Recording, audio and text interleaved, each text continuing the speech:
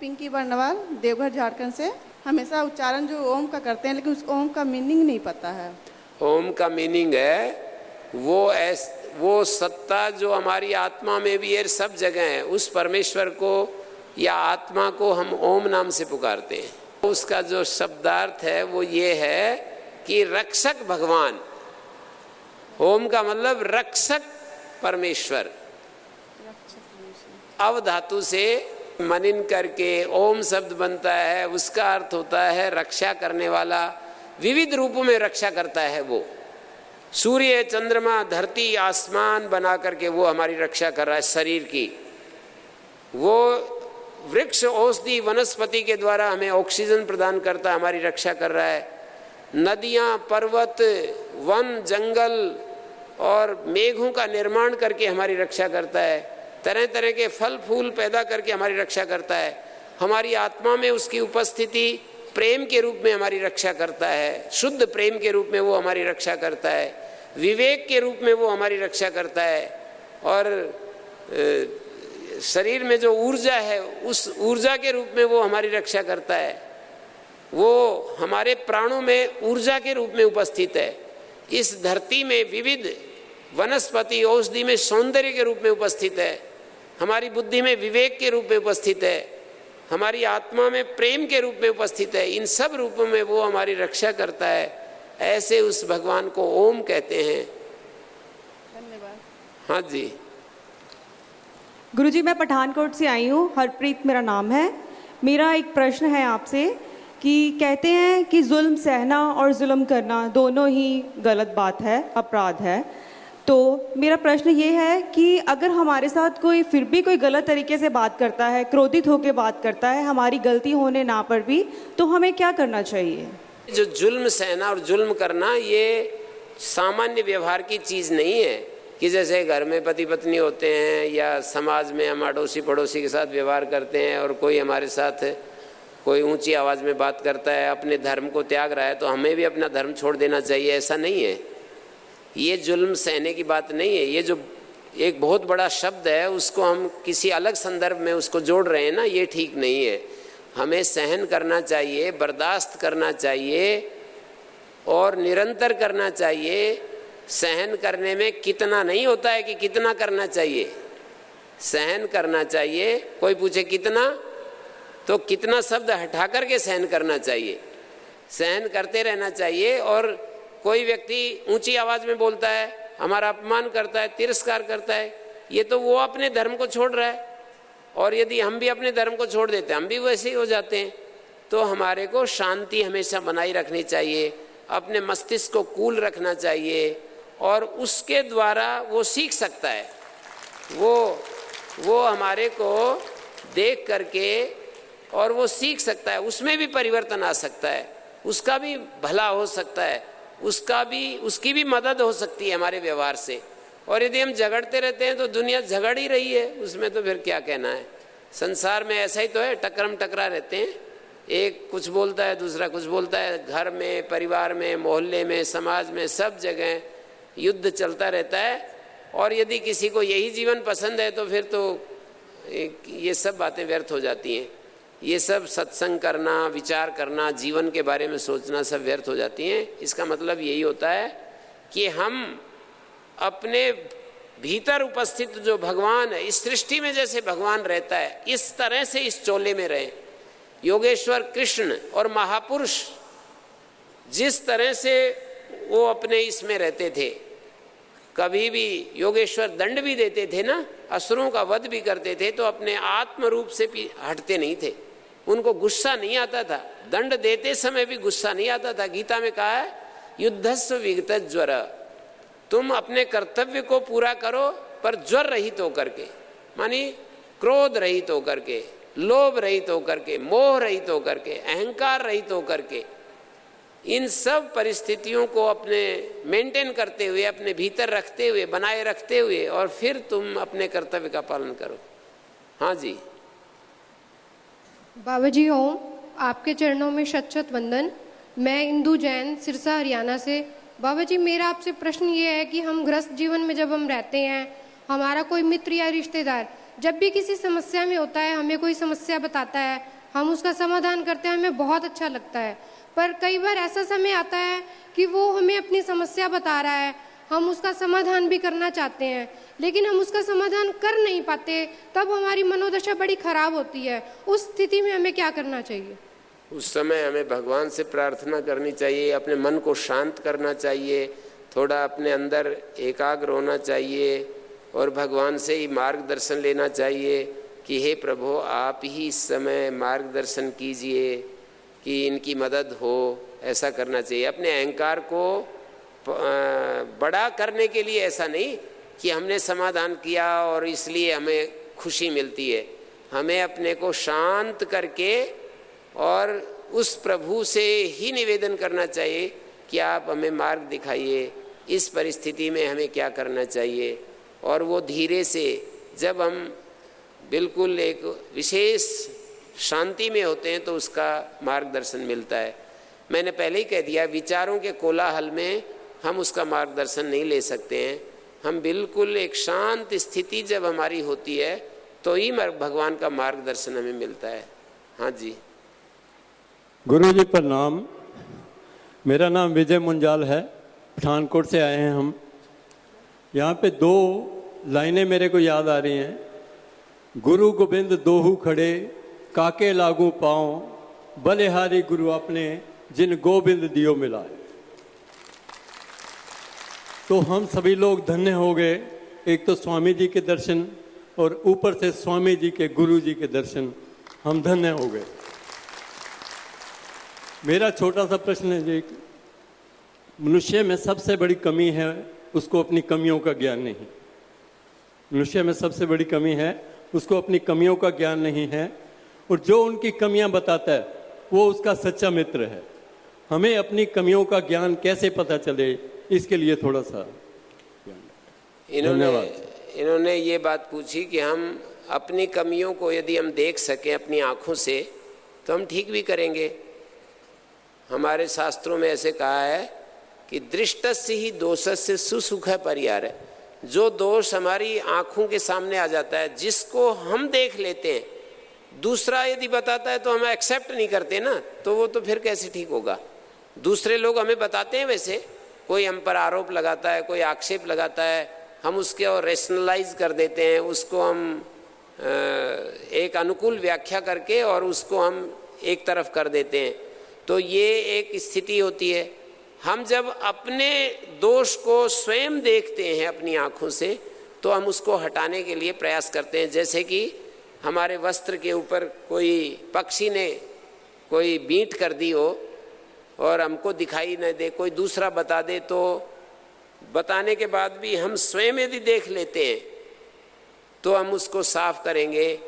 हमारे पैर कहीं गंदगी में लग जाएं, नंगे पैर हों और किसी गंदी जगह में, और हमें पता चल जाए कि ये गंदी जगह में मेरे पैर टिक गए, तो हम तुरंत उसको साफ करना चाहते हैं, उसको धोना चाहते हैं।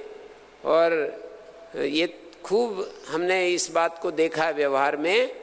तो ये जो है, ये जो कमियों को देखने की बात है, वो यदि हम सजग होकर के जिए तो हमें तो अपना सारा पता रहता ही है कि अब मेरे मन में कौन सा विकार आ रहा है, मेरे मन में गुस्सा आ रहा है, मेरे मन में लोभ आ रहा है, मेरे मन में अहंकार आ रहा है, मेरी बुद्धि में कहीं लालच आ रहा है और पक्षपात आ रहा है। ये सारे जिनको दोष कहते हैं, विकार कहते हैं, वो उनको हम जानते ही हैं, हमारे भीतर वो उठते हैं और उनको हम जानते हैं। यदि हम सचेतन होकर के जीते हैं तो हमें पता चलता रहता है और उसको हमें ठीक करना चाहिए। उसके उपाय कई सारे हैं, हम उसको प्रार्थना कर सकते हैं, विवेक का प्रयोग कर सकते हैं और उसके लिए व्यथित हो सकते हैं, दुखी हो सकते हैं। और कई बार ऐसा होता है कि दुखी होकर के भी ठीक नहीं होते, तो हम ये कहते हैं कि उस अपने असहाय अवस्था का अनुभव करने से भी हमारे अंदर बल आ जाता है। कभी कभी ऐसा होता है कि यदि हम अपनी असहाय अवस्था को वास्तव में यदि अनुभव करें तो हमें पता चलता है और उससे शक्ति आ जाती है हमारे भीतर। तो अपनी आँखों से अपने दोषों को देखना, कभी कभी दूसरे भी बताते हैं, कभी कभी कोई शास्त्र पढ़ते हैं, उसके अनुसार भी हमारी गलती हमारे ध्यान में आ जाती है कि देखो इस प्रवचन में ये बात कही गई, इस शास्त्र में ये बात कही, और मैं तो ऐसा जीवन नहीं जी रहा हूँ। उससे भी हमें अपनी गलती का पता लगता है। महापुरुषों के संग से, महापुरुषों की वाणी से हमको अपनी भूलों का पता लगता है, और अपने विचार के द्वारा भी हमें भूलों का पता लगता है। तो अपना विचार शक्ति यदि हम अपने ऊपर प्रयोग करते हैं तो उससे हमें अपनी भूलों का पता लगता है। हाँ जी। गुरु जी के चरणों में मेरा कोटि कोटि नमन। मैं देवभूमि उत्तराखंड से आई हूँ और मेरी समस्या ही नहीं है, ये सारे भाई बहनों की समस्या है। गुरु जी, हम इस क्षेत्र में आए हैं, योग के क्षेत्र में आए हैं, और हमें बताया गया है कि तुम्हें योग करना है, कराना है और उसका प्रचार प्रसार भी करना है। हमें प्रचार प्रसार में काफ़ी दिक्कतें होती हैं, और वो दिक्कत है विचारों की दरिद्रता। इस विचार की दरिद्रता, ये जो विचारों की दरिद्रता है, हमारे मार्ग में बहुत बाधक होती है। हम कहीं भी प्रचार प्रसार के लिए जाते हैं तो आधे से ज़्यादा लोग जो हैं उसमें बाधक होते हैं, और ये मेरी समस्या नहीं है, शायद सारे भाई बहनों की समस्या होगी।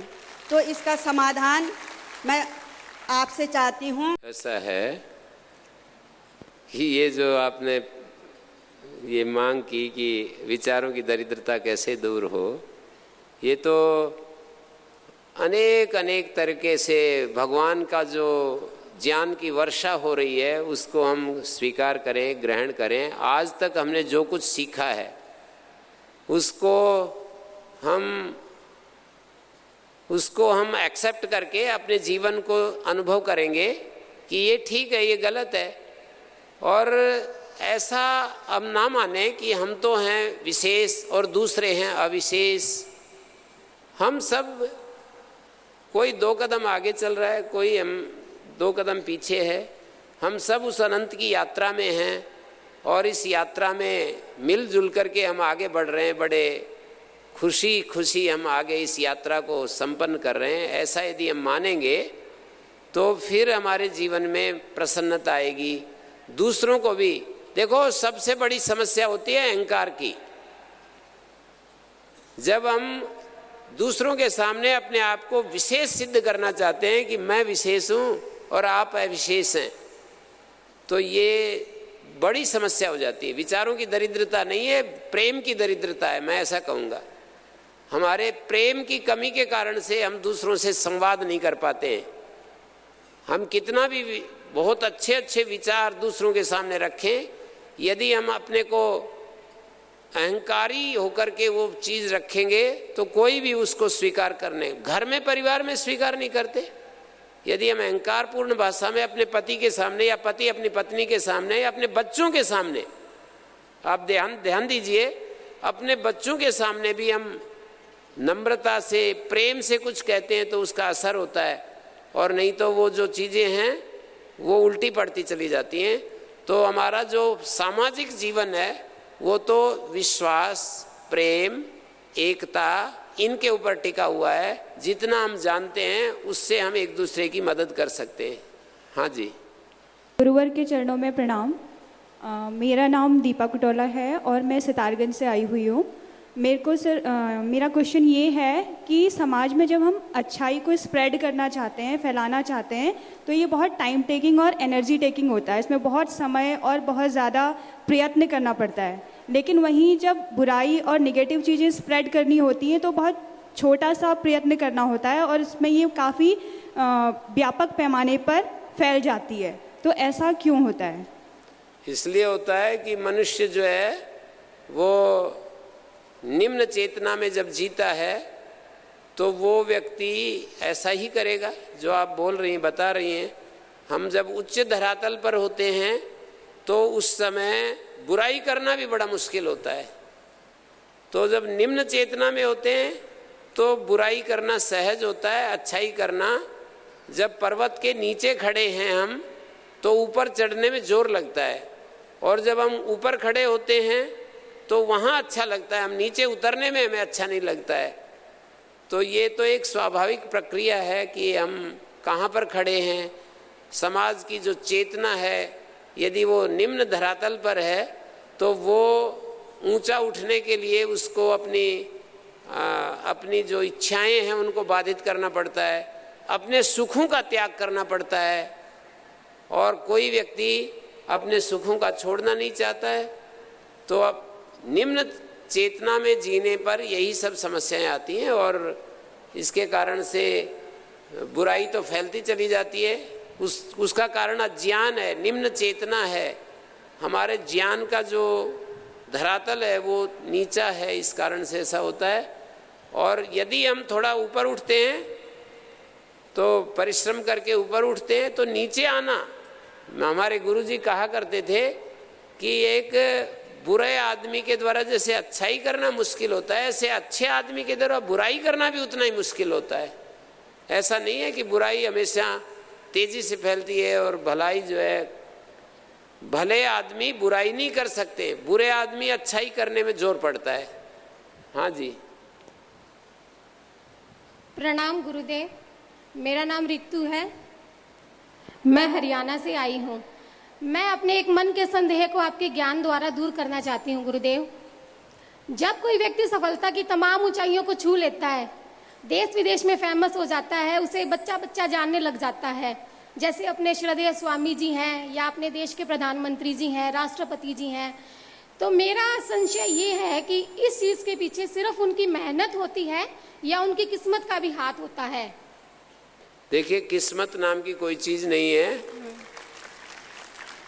किस्मत नाम की कोई इस अस्तित्व में कोई ऐसी चीज नहीं है कि किस्मत से ऐसा होता है। जो कुछ भी होता है वो हमारे कर्म और हमारी परिस्थितियाँ और हमारा पुरुषार्थ, हमारी बुद्धि शक्ति, हमारी विवेक शक्ति और हमारा परिश्रम, सारी चीज़ें मिली रहती हैं। मैंने बहुत सारे शब्द बोले, माने हमारी विवेक शक्ति, हमारी बुद्धि शक्ति, हमारी विचार शक्ति, हमारा आचरण, हमारा चरित्र, हमारी मेहनत, पुरुषार्थ और परिस्थितियाँ, ये सारी चीज़ें इकट्ठी होकर के हमारे को ऊंचा उठाती हैं। गुरुजी प्रणाम, यूपी से आए हैं हम, नाम है उमा सिंह। जैसे आपने कहा कि भगवान कण कण में है, हर इंसान में भगवान है। चलो हमने मान लिया गुरुजी हर इंसान में भगवान है, कण कण में भगवान है। जो दुनिया में घोटाला हो रहा है, इंसान ही इंसान को मार रहा है। हमने देखा है बेटा बाप को मार देता है, बाप बेटे को मार देता है। चलो माना हर इंसान के अंदर भगवान है, तो भगवान घोटाला कर सकता है? भगवान एक दूसरे को मार सकता है? ऐसा देखिए कि भगवान इस तरह से, भगवान की कार्य प्रणाली नहीं है। भगवान तो उपस्थित है, और जैसे वर्षा हो रही हो ऊपर से आकाश में और हम अपने पात्र को वापस मुंह करके रख दें, तो इसमें वर्षा का दोष नहीं है। भगवान की उपस्थिति ज्ञान, प्रेम, आनंद के रूप में हम सब के अंदर है। लेकिन हम यदि विमुख रहते हैं तो ये भगवान का या भगवान की उपस्थिति का दोष नहीं है। हम मनुष्यों को स्वतंत्रता भी मिली है, उसकी उपस्थिति के बावजूद हमें ये स्वतंत्रता मिली है कि हम जैसा चाहें वैसा जीवन जी सकते हैं। हम घोटाला करें, हम हत्या करें, व्यभिचार करें, चोरी जारी करें, पर जो करेंगे उसका फल हमें मिलेगा, ये पक्का है। भगवान की एक व्यवस्था है और इसमें कोई शक नहीं है कि हम जो करेंगे उसका हमें फल भोगना पड़ेगा। करने में तो हम स्वतंत्र हैं, लेकिन उसका जो परिणाम है वो हमें भोगना पड़ेगा। जैसे गुरुजी माना हमने किस्मत कुछ नहीं होती है, सब कुछ हमारी मेहनत ही होती है। पर गुरुजी हमने ऐसा देखा है जो बच्चा दिन रात मेहनत करता है वो नहीं निकल पाता है, ठीक है, और जो केवल 2 घंटे ही पढ़ाई करता है और इतना होशियार भी नहीं है और तब भी वो निकल जाता है। तो गुरुजी इस बात को हम कैसे मान लें कि सब कुछ मेहनत ही है, हमारा लक नहीं है? मैं ये कह चुका हूँ कि जो मेहनत करता है ना, उसको मेहनत की आदत पड़ती है और उसके अंदर एक संस्कार संचित होता है, और इसी तरह से वो किसी भी कर्म को करेगा तो केवल एक नंबर लेने से या किसी एक विशेष धनवान होने से या कोई बहुत ही एक व्यक्ति बहुत ही क्या बोलते हैं परिश्रम किए बिना ही शरीर स्वस्थ रहता है और एक व्यक्ति सारे नियम पालन करते भी अस्वस्थ रहता है, ऐसे विपरीत जो उदाहरण आप लोग देते हैं तो उसमें यही कहना होगा कि हमारा केवल वर्तमान ही वो नहीं होता है, हम अपने साथ कर्मों को भी लाते हैं। जैसे कि हमारे कर्म यदि बीच में आ जाते हैं तो ये जो किस्मत है ना, इसको यदि कर्म के रूप में यदि देखते हैं तो सही है, हमने इस समय किया या पहले किया, कभी किया, वो सारा हमारे साथ रहता है और उसके अनुसार हमें बहुत सारी चीज़ें हमारे को मदद करती हैं या रास्ता रोकती हैं। तो ऐसा हमें समझना पड़ेगा। जैसे गुरुजी कुछ लोग कहते हैं ब्रह्मा विष्णु महेश ही ये ही देव हैं, पर गुरुजी इनसे भी कुछ अलग हटके कोई शक्ति है जिन्होंने इनको बनाया है, इनकी रचना की है, वो शक्ति क्या है? नहीं, ब्रह्मा विष्णु महेश एक ही शक्ति के विविध रूप हैं। ब्रह्मा विष्णु महेश कोई अलग शक्ति नहीं है, भगवान की ही विविध शक्तियों का अलग अलग नाम रखा हुआ है। ब्रह्मा उसी की शक्ति का नाम है, विष्णु भी उसी की शक्ति का नाम है। जैसे आप एक ही बहन हैं, आप एक ही पत्नी हैं, आप एक ही आप माँ हैं, जैसे अलग अलग एक होते हुए भी आपके अलग अलग जैसे नाम हैं, ऐसे ही वो एक होते हुए ही वही ब्रह्मा है, वही विष्णु है, वही शिव है, वही और कुछ है, सारी एक ही शक्ति के विविध रूप होते हैं। आज हम यहीं विराम देते हैं। बहुत आपके बीच में अच्छा लगा और आप जिज्ञासु हैं, आप निरंतर अपने खोज कर रहे हैं और अपने जीवन को भी अच्छा बना रहे हैं और अपने सहयोगियों को भी, अपने साथियों को भी अच्छा बनाना चाहते हैं, अच्छा देखना चाहते हैं। भगवान आपको शक्ति दे, सामर्थ्य दे, आपको अपनी उपस्थिति से आपको प्रेम से भर दे, ऐसा मैं चाहता हूँ। ओम शांति शांति शांति।